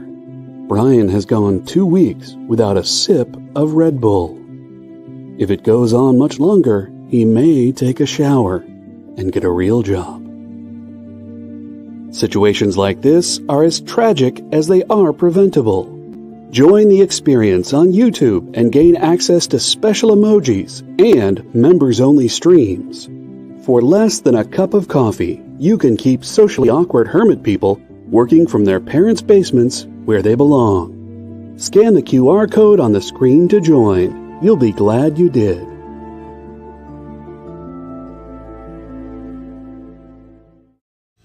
You just finished the last episode of your favorite news show, and you just have to talk about it. But all your friends are ghosting you because of that incident last week at the buffet. Oh, you know the one. What you did to that chowder. Ugh. Keeps me up at night. So what do? Join writer Dan Wickline as he breaks down all your favorite pop culture media.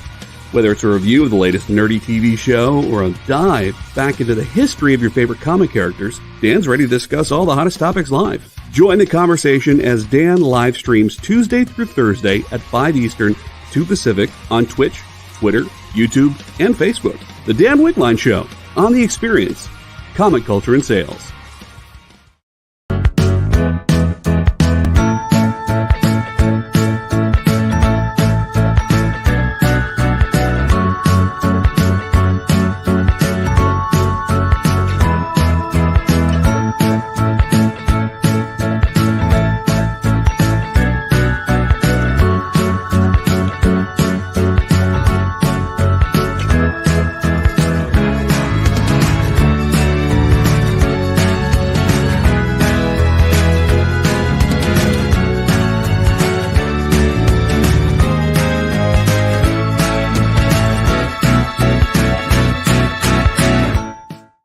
Welcome back to Friday Night Live on The Experience.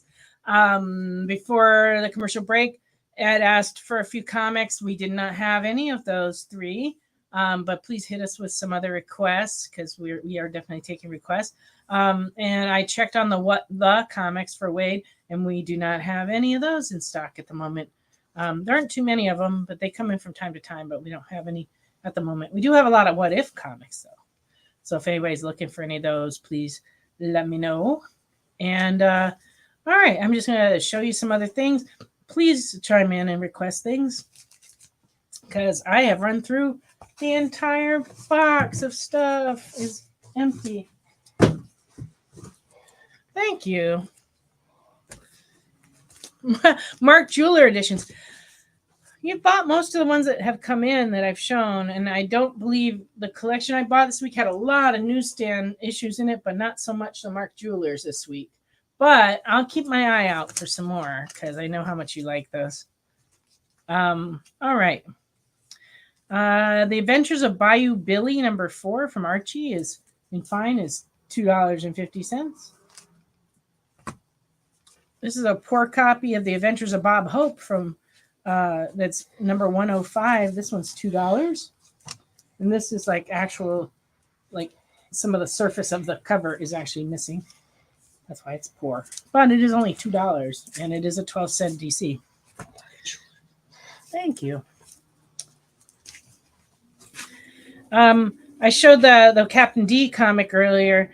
This is what I was talking about with the Adventures of the Big Boy. These were freebies they give out to people when they came to the restaurant. This one's a number 171 and fine. So they did it for a lot of years, and this one's $3. Got some requests coming in, Ricky, from Dylan is requesting Batman Beyond titles and Avengers 167, 168. he will check for those for you, Dylan. Adventure Time from 2013, number 4 B cover is $4. I love Adventure Time. Such a great show. Number 15 B cover, very fine, $3.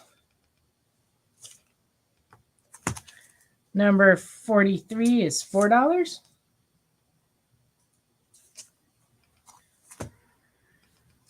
And the ever elusive Animaniacs back issues. These are always hard to come by. Number 17 from 1996 in near mint is $9.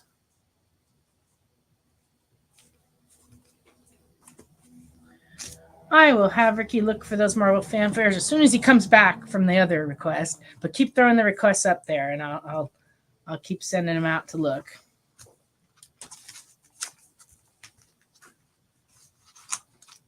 Okay. Ghostly Tales number 72 and very good, $10. Next, he's looking for Marvel Fanfare 10, 11, and 12. They're Black Widow covers. And also Peter Parker Spider-Man 56, which would be right there if we have it. All right. On the Batman Beyonds, we got some from a couple different series. This is from 2000, number 6, and very good, is $4. And then from the 6-issue series from 2010, number 4 in fine is $5.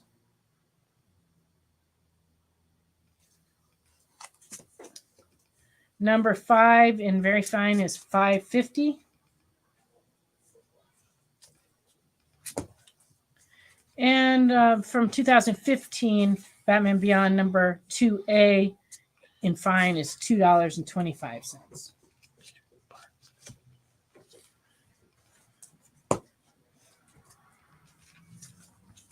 No luck on the fanfares? No luck on the fanfares, but he's looking for the Peter Parker for you. And welcome to Kenneth. Glad you're with us tonight. Anybody else watching that hasn't said hi, please comment so we know you're here. That always helps us out. All right. No Peter Parker. We don't have your Peter Parker, Ed. Sorry. I think you may have checked everything. Did you look for the Avengers? No. 167, 168.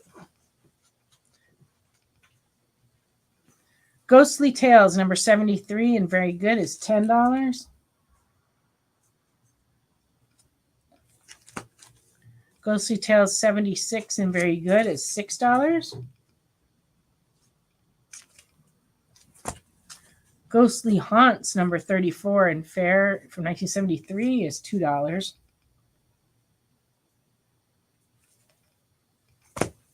And number 85 is in very good is $6.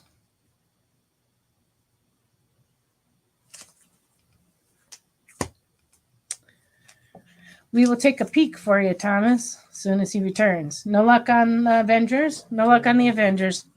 I'm looking for an Exiles 3. I'm pretty sure we do not have one of those, but might be up there if we did. Okay. And let's see. So take a peek and see if we have one of those. And then, okay. So Ed was looking for those because they had Jack-o'-lantern in them, and yeah, Ed's usually a big fan of the horror comics. When he orders superhero stuff, there's always a reason. In this case, it was because Jack-o'-lantern was in those issues. So, we'll keep an eye out for those for you. All right, Ghostly Tales from 1967, number 61 in VG is $10. And from 1967, number 60 in good is $5. That's a pretty snazzy cover. Yeah, no on the Exiles. No luck on the Exiles, but that's not surprising. But you never know. It could come in anytime, but just don't happen to have one today. Ghostly Tales, number 65 and very good, $8. And number 71, and very good, is $10. So we haven't had too much luck with the requests, but please keep throwing them up there because you just never know what we're going to have in the bins.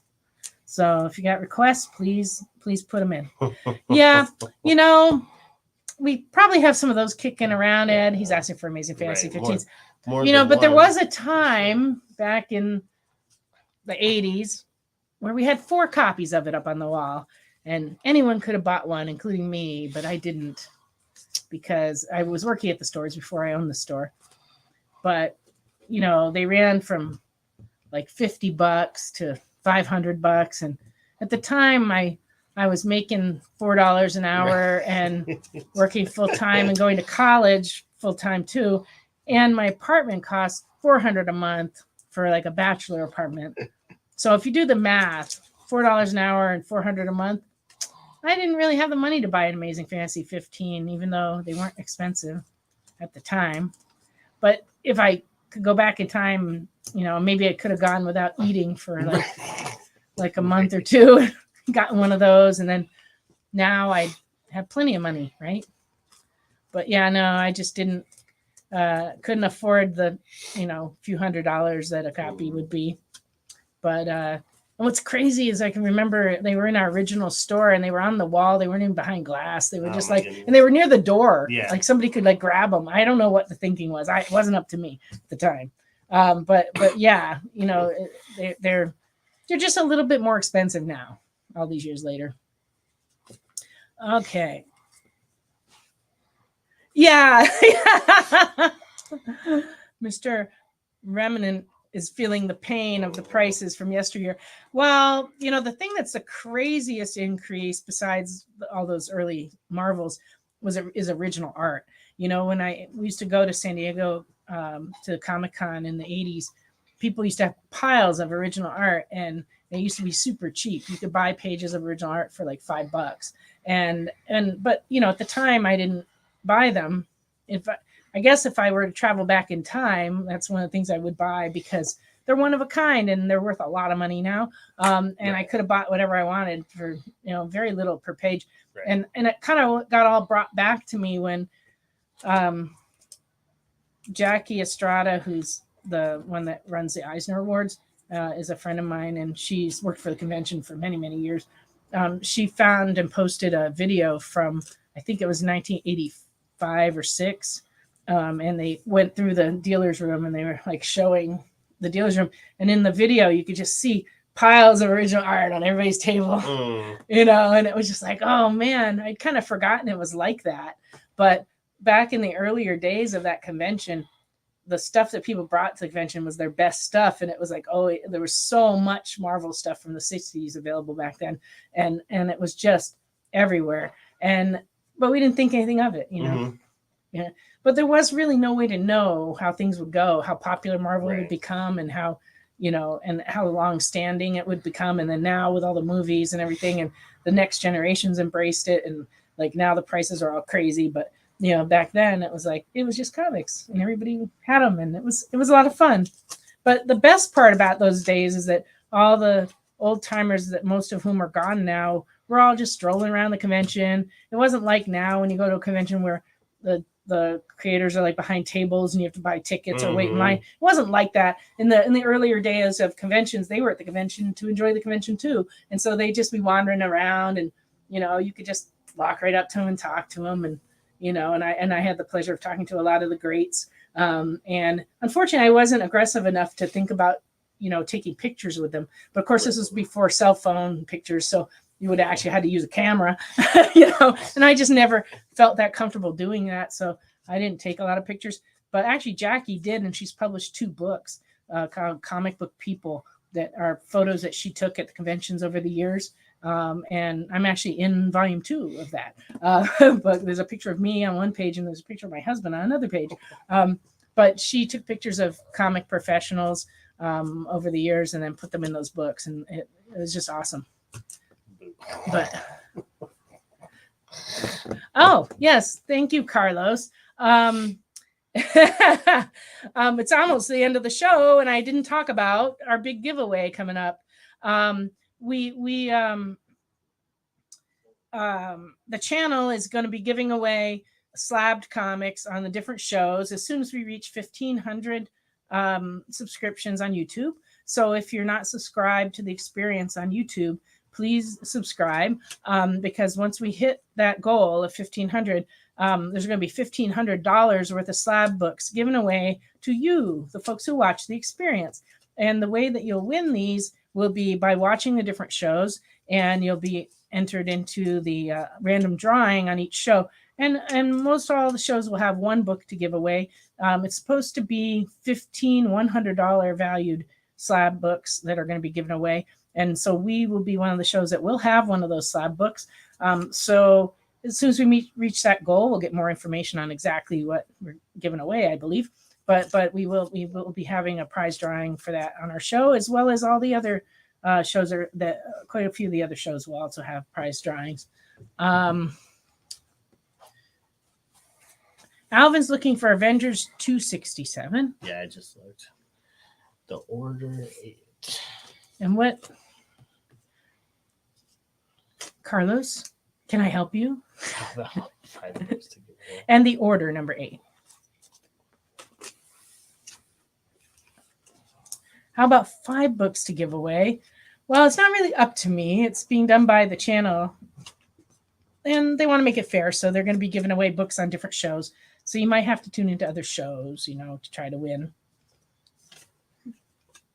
Yeah, the Order is a Marvel comic. It should be in superhero if we have it.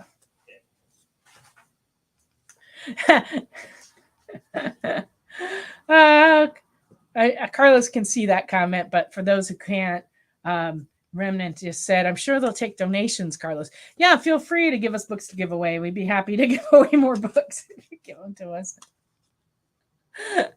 But yeah, no, I believe these comics will be courtesy of Nick at Dynamic Forces.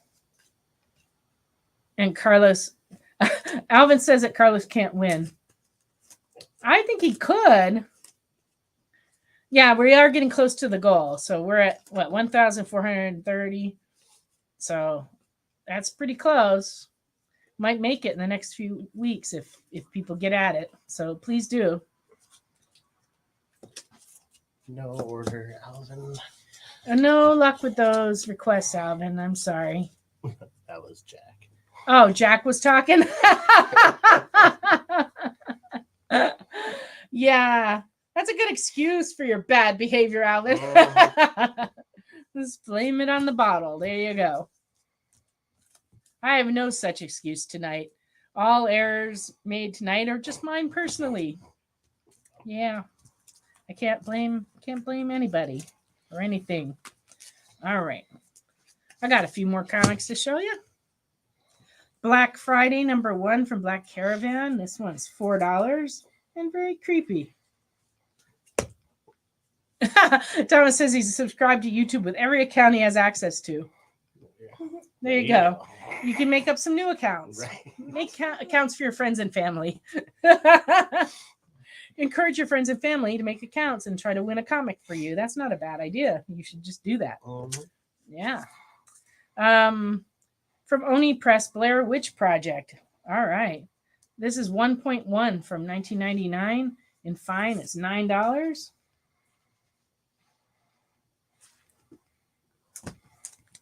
Blair Witch Chronicles #1 from 2000 and fine is $7.25. #2 of Blair Witch Chronicles from 2000 and fine is $6. And #3 in fine is $6.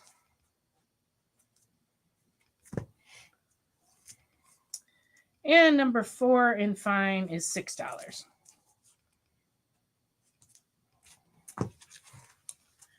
Ghostly Tales #55 from 1966 and very good is $18.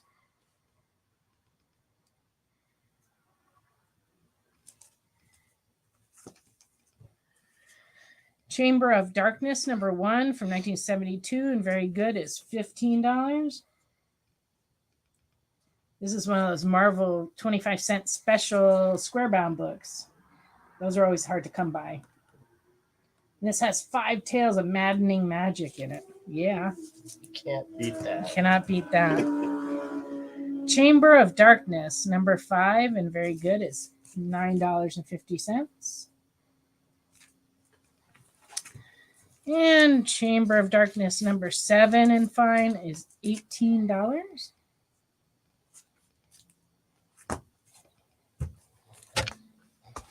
We're still taking requests. We have just a few more minutes.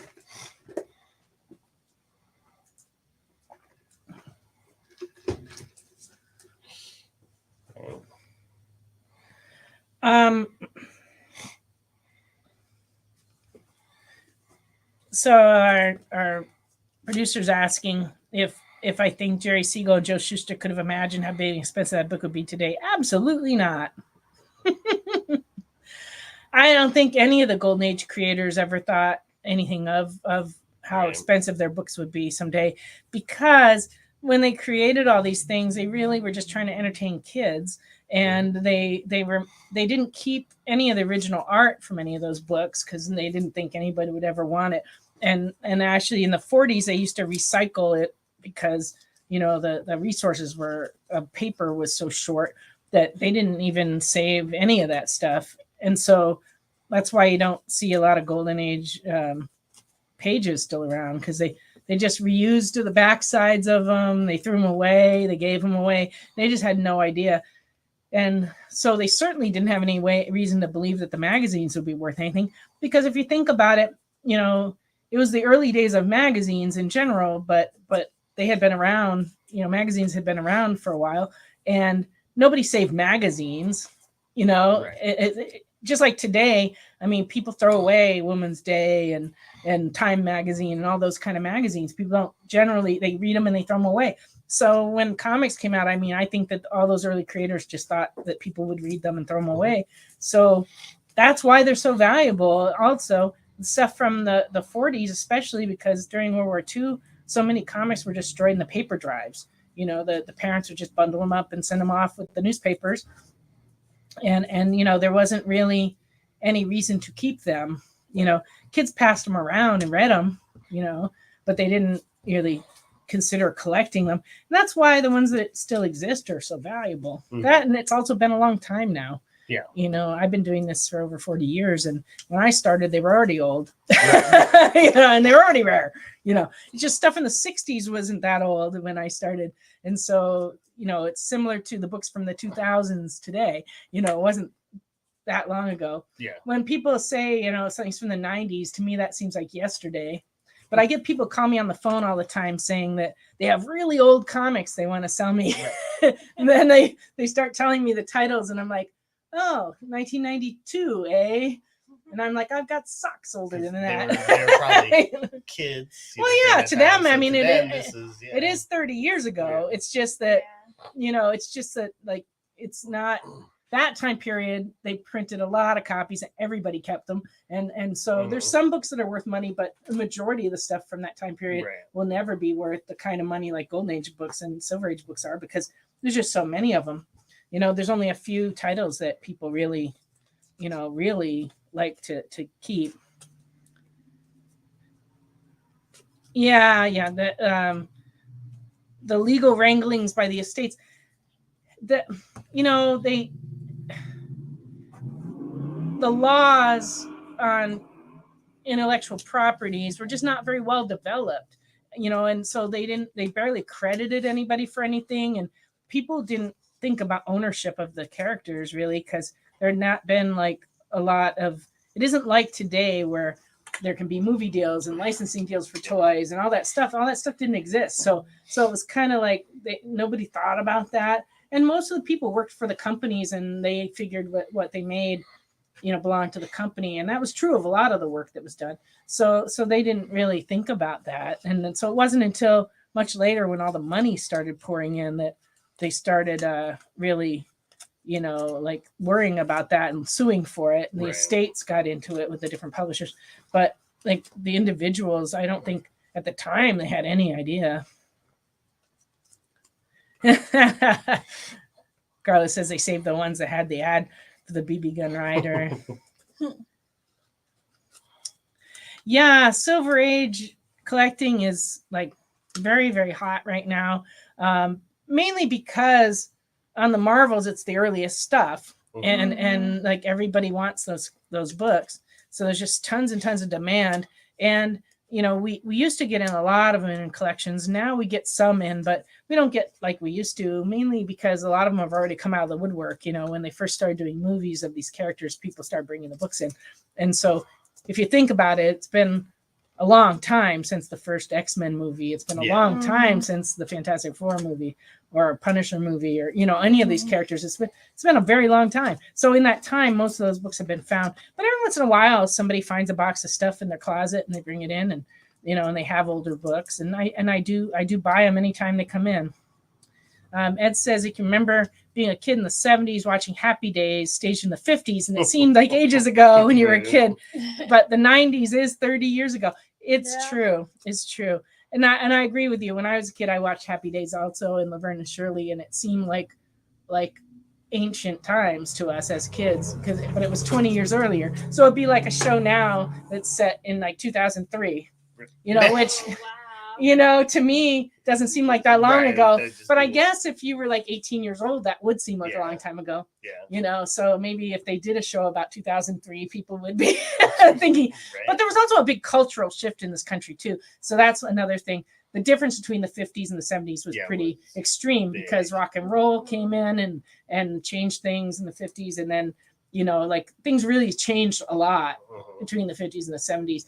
But every 20 years, things come back in style. So when I was in like junior high, we would have sock hops where we dressed up like the 1950s, because it was popular and Happy Days was very popular.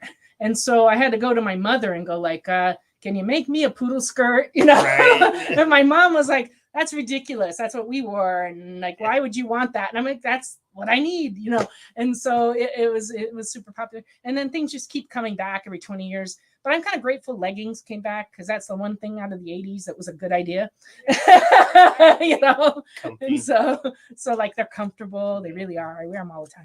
But things do come back in like a 20-year cycle because the stuff you have when you're a kid, once you have kids, you want to get them into it. And that's why things like Scooby-Doo keep coming back in style because like parents know it's safe and it's fun, and so they want their kids to experience it too. Joni does love Chachi. Yeah, not Chani. That autocorrect thing. It sucks. Okay. Born in 1982, and that wasn't that long ago. Well, I mean, it feels like that's kind of long ago for me because I was still in school when you were born. That's true. Now Carlos has the correct spelling of Chachi. No, not Chassis, the Italian version of Chachi. All righty. Well, all this chitter chatter about the past, and here we are at the end of the show. Thank you, everybody, for watching, commenting, and claiming. Thank you to our producers, and thank you to Ricky and Crystal for being here with me tonight. If there's anything you need during the week, please contact us. We'd be happy to look through the bins anytime for you. You just give us a call or send us an email. We're happy to look. And we will be back next Friday night with any luck. With Carlos and I will be holding down the fort because Ashley and Ricky will, in fact, be out of the state. So next week, Carlos, please try to get here. I don't think I can do the show by myself, but it could be kind of entertaining if I try to, because I'd have to be like doing everything. I don't know how that would work out, but thank you for your compliment, Carlos. I appreciate it. Have a great night and a great week, and we will see you next week on The Experience. Good night. Join the party. Head over to our link tree to find all the links for everywhere The Experience is all the time.